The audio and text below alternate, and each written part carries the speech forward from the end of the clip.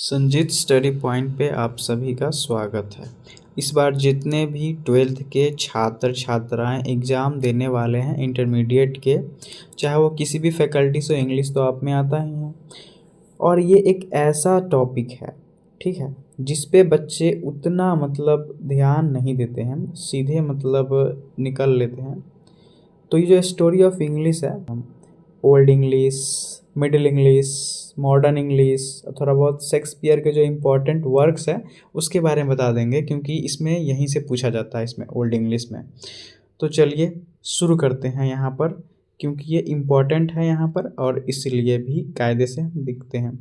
तो देखिए यहाँ पर, the English language is much younger than Sanskrit, Persian, Greek, Latin and other great classical languages of the past. English language जो है वो बहुत ज़्यादा यंगर लैंग्वेज है, किसकी तुलना में? Sanskrit, Persian, Greek, Latin and other great classical language की तुलना में, ठीक है ना। अन्य सांस्कृतिक भाषा की तुलना में जो है वो इंग्लिश थोड़ा आधुनिकता वाली भाषा है, ठीक है, जो थोड़ी जवान वाली भाषा है। देखो, पीरियड ऑफ इंग्लिश, ये इससे सवाल पूछेगा, ठीक है। पीरियड ऑफ इंग्लिश को आप याद कर लीजिएगा। तो ओल्ड इंग्लिश का जो पीरियड है वो 449 से 1066, क्या है, 449 से 1066 है, याद रखिएगा। फिर मिडिल इंग्लिश का जो पीरियड है वो 1150 से 1500 तक है, और मेरे हिसाब से ये मिडिल इंग्लिश में जो है ये थोड़ा ज़्यादा इंपॉर्टेंट है, ठीक है। इसका जो है पीरियड याद रखिएगा आप। उसके बाद है मॉडर्न इंग्लिश का पीरियड, 1500 से टिल नाउ, अभी तक ये चल ही रहा है ये, ठीक है, इंग्लिश के बारे में। अब आइए थोड़ा सा जानते हैं इंग्लिश के इतिहास के बारे में, इंग्लिश की उत्पत्ति कैसे हुई है। तो अभी आपको जानकर बहुत ज़्यादा आश्चर्य होगा कि इंग्लिश की उत्पत्ति जो है वो इंग्लैंड में शुरू से नहीं था। कैसे, देखिए अभी। तो देखिए, 449 में जर्मनी के रहने वाले जर्मन ट्राइब्स, कौन कौन से थे वो? Anglo Saxons, Anglo Celtic periods, जो गोरे चिट्टे लोग थे, जो इंग्लिश से मिलता जुलता भाषा बोलते थे, ये लोग इंग्लैंड पर आक्रमण किए और वहाँ के लोग धीरे धीरे इंग्लिश बोलने लगे। मतलब जर्मन ट्राइब्स जो लोग हैं वो इंग्लैंड पर अटैक किया, और वहाँ और जो है इंग्लैंड के लोग वो धीरे धीरे इंग्लिश बोलने लगे, क्योंकि वहाँ शुरुआती पे वहाँ इंग्लिश लैंग्वेज नहीं है। और कुछ इस प्रकार इंग्लैंड में इंग्लिश की शुरुआत हुई, ठीक है। ऐसा 1066 तक चला। फिर इन लोगों में वहाँ के कुर्सी यानी कि राजा सत्ता को लेकर आपसी फूट के कारण इंग्लैंड के उत्तराधिकारी, जिसे हार के बाद इंग्लैंड जाना पड़ा, इंग्लैंड के उत्तराधिकारी को हार के बाद कहाँ जाना पड़ा? फ्रांस। हार के बाद इंग्लैंड को वो जाना पड़ा था, वो फ्रांस के साथ मिलकर फिर से आक्रमण किया, और इसके साथ ओल्ड इंग्लिश समाप्त हो गई, ठीक है। अब देखिए यहाँ पे, अब है आपका और जो लड़ाई 1066 एडी में, ठीक है, और जो लड़ाई 1066 एडी में लड़ी गई थी, जिसका नाम था नॉर्मन कॉन्क्वेस्ट का नाम दिया गया था, और वह इसी के साथ फ्रांस भाषा बोली जाने लगी। 1066 एडी से एडी 1150 तक फ्रांस भाषा ज़्यादातर जगह बोले जाने लगी। फिर एडी 1150 में वहाँ पादरियों को लगा कि इंग्लिश के वजूद ही ख़त्म हो जाएगी, इसीलिए इंग्लिश में स्पीच देना, उपदेश देना शुरू किया। पादरी हम उसको बोलते हैं जो चर्च में पूजा करते हैं, ठीक है। तो वो लोग सोचा कि भाई इंग्लिश का तो ऐसे वजूद ही ख़त्म हो जाएगा, तो वो लोगों ने अपना जो स्पीच होता है, उपदेश होता है, वो इंग्लिश में देना शुरू किया, ठीक है। और इससे इंग्लिश को वो सब ने बचाया। चलिए, अब इम्पोर्टेंट पॉइंट्स इंग्लिश का जो पूछेगा एग्जाम में, यहाँ से चांस है। The period of old English is from, ये बता दिया मैंने आपसे, 449 से 1066 AD.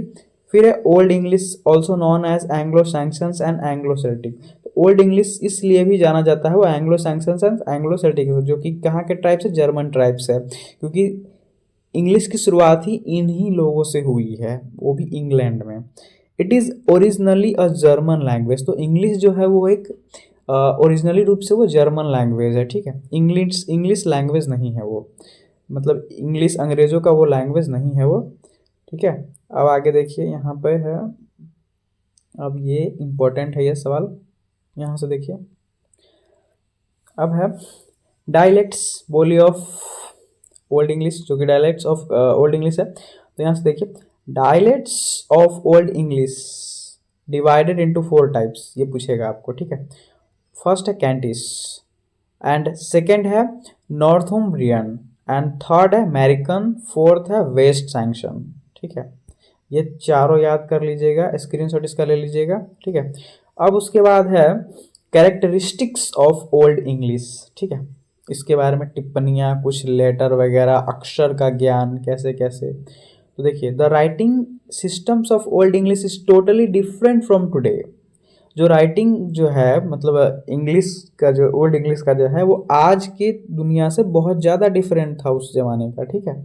The writing systems used the runic alphabet, तस्वीरों का अल्फ़ाबेट आप ये देख सकते हैं, ये उस जमाने के कैसे इंग्लिश अल्फ़ाबेट्स थे, जो थे ना थोड़े बहुत अजीब, तो इसीलिए यही सब डिफरेंट है ओल्ड इंग्लिश में, मिडिल इंग्लिश में और मॉडर्न इंग्लिश में, ठीक है। अब यहाँ पे foreign influence on old English, French, Latin and Scandinavian. अब यहाँ पे है मैन्युस्क्रिप्ट्स, पांडुलिपि ऑफ इंग्लिश। तो मैन्युस्क्रिप्ट्स जो है वो इंग्लिश का क्या है, तो इसके बारे में भी जान लेते हैं थोड़ा सा, क्योंकि इसमें सवाल है इसका बात।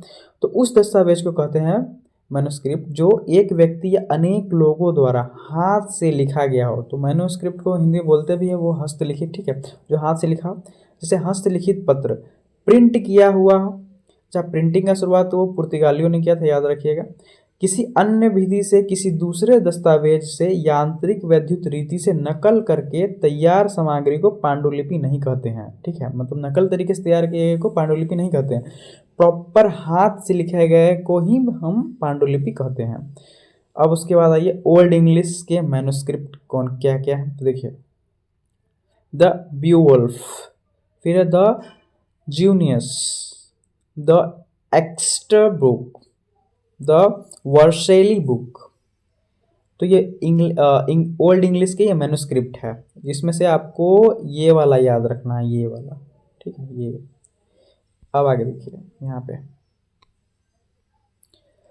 The period of king Alfred is known as the golden age of old English literature because he translated Latin works into the West Saxon dialect of English of old English. तो देखिए, जो है किंग अल्फ्रेड को king Alfred के काल को स्वर्ण काल कहा जाता है ओल्ड इंग्लिश का, ठीक है, ओल्ड इंग्लिश के साहित्य का, क्योंकि इन्होंने लैटिन भाषा को वर्क इनटू इसको ट्रांसलेट करवाया था West Saxon dialects of English में, ठीक है। यहाँ से देखिए, किंग अल्फ्रेड के काल में पुरानी अंग्रेजी साहित्य का स्वर्ण युग के रूप में जाना जाता है, क्योंकि उन्होंने लैटिन कार्य को पुरानी अंग्रेजी की पश्चिमी सैक्सस में बोली जाने वाले अनुवाद किया था। इसीलिए इनको क्या कहा जाता है, इनको कहा जाता है ओल्ड इंग्लिश का पिता कहा जाता है, और इनके युग को स्वर्ण काल भी कहा जाता है ओल्ड इंग्लिश का, ठीक है। अब है old English is also known as dark age. अच्छा, एक चीज़ देखिए, ओल्ड इंग्लिश को जो है अंग्रेज सब इसको क्या बोलते हैं, डार्क एज बोलते हैं, ठीक है। Literature produced during the age was not much significant. तो उन जमानों में जो है किया गया चीज़ वो उतना ज़्यादा महत्व नहीं था, इसमें शब्दों की कमी थी, कहीं कहीं कुछ अशुद्धियाँ थी, यही सब उसमें कुछ कुछ गड़बड़ थे। अब आइए इधर देखिए, और आप लोग के लिए होमवर्क है कि भारत का शेक्सपियर किसे कहा जाता है। हिंट में दे देते हैं हम, आप उनका नाम है के से, ठीक है।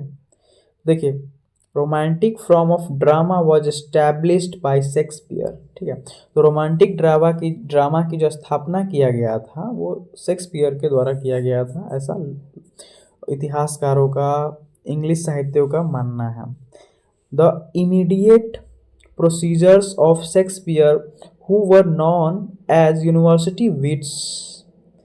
They were John Lilly, Thomas Kidd, George Bailey, Robert Greene and Christopher Marlowe. English drama reaches the highest point during the reign of Queen Elizabeth. तो देखिए, पर्सनल डिटेल में आते हैं हम यहाँ पर शेक्सपियर के बारे में। तो देखिए, Shakespeare was born in 1558। Shakespeare का जन्म जो हुआ था वो कब हुआ था, 1558 में हुआ था, एंड डेड इन 1616। तो 1616 में उसकी मृत्यु हो गई थी। एक बार फिर से याद कीजिए, शेक्सपियर का जन्म 1558 में, मृत्यु 1616 में। जन्म 1558 में, मृत्यु 1616 में, याद रख लीजिएगा। His important books are Hamlet, Othello, बहुत इंपॉर्टेंट है ये, यही तो हम खोज रहे थे। शेक्सपियर का जो इम्पोर्टेंट वर्क्स है, जो बुक्स है, वो ये है: Hamlet, Othello, Macbeth, Julius Caesar, king Lear, merchant of Venice, as you like it, a midsummer night's dream. ये सब याद कर लीजिएगा। जिसमें बहुत ज़्यादा इंपॉर्टेंट है वो ये है, नाइट्स ड्रीम है, एज यू लाइक इट है, मर्चेंट ऑफ वेनिस है, जूलियस इंपॉर्टेंट है। ठीक है, तो ये इंपॉर्टेंट बुक्स है। अब यहाँ पे आते हैं थोड़ा सा इनके बारे में, क्योंकि ये ज़रूरी है। ठीक है, अब इनके जो है यहाँ से देखिए, the waste land was written by T S. Eliot. जो इंग्लिश में जो है वो वेस्ट लैंड किसके द्वारा लिखा गया, वो टी.एस. इलियट के द्वारा लिखा गया। ठीक है, और मेकाविटी द मिस्ट्री कैट भी टी.एस. इलियट के द्वारा लिखा गया है।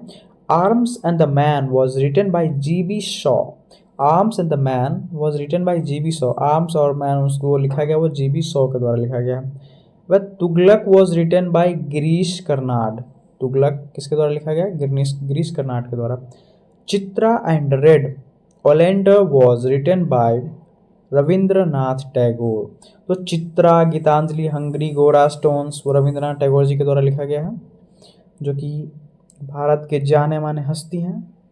अब यहाँ से आइए, क्योंकि नोवेल से बहुत ज़्यादा सवाल पूछा जाता है, तो ये इम्पॉर्टेंट है और ये लास्ट इम्पॉर्टेंट है ओल्ड इंग्लिश का। फिर आप आँख मूंद करके इसको देख करके चल जाइए एग्जाम में, आपको ओल्ड इंग्लिश का एक भी सवाल नहीं छूटेगा, इतनी मैं गारंटी के साथ बोलता हूँ। अब famous novel and their writers. First famous novel आपके सामने आता है द पिलग्रिम्स ऑफ प्रोग्रेस। इसका नाम है, इसका जो है वो बुनियान है, वो इसका राइटर। ठीक है, इस नोवेल का राइटर बुनियान है। अब टॉम जोन्स, इस नोवेल का राइटर है Henry Fielding. Tom Jones, Henry Fielding, Tom Jones, Henry Fielding. And the third pride and prejudice, pride and prejudice, इसका है जेन ऑस्टिन। फोर्थ है इवान होय कोहेनलीवर्थ, जो कि ओल्ड इंग्लिश है तो ऐसा नाम तो होगा ही, sir Walter Scott. And fifth है David Copperfield, Carlos Dickens, Charles Dickens है ये, सॉरी। अब यहाँ से आइए, ये क्योंकि ये करना है पूरा, तभी तो पूरा तैयारी होगा, एक भी साइड से छूटना नहीं चाहिए। अब यहाँ से देखिए, यहाँ ये चार्ल्स डिकेंस हो गया है, चार्ल्स डिकेंस से।